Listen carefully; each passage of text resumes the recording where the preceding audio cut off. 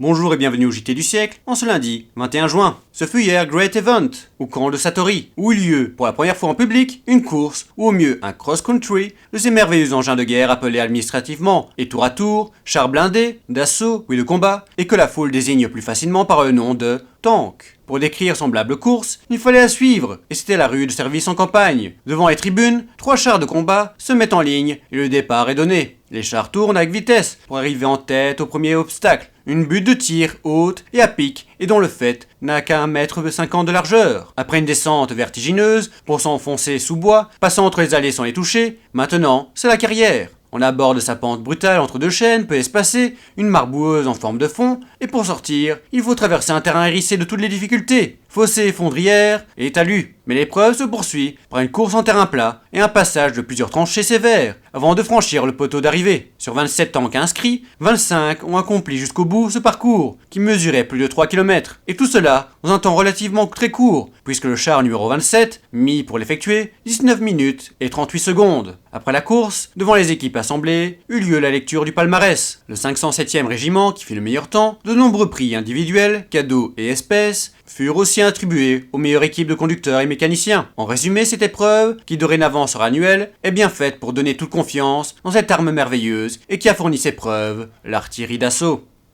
C'était le JT du siècle, l'info de notre histoire.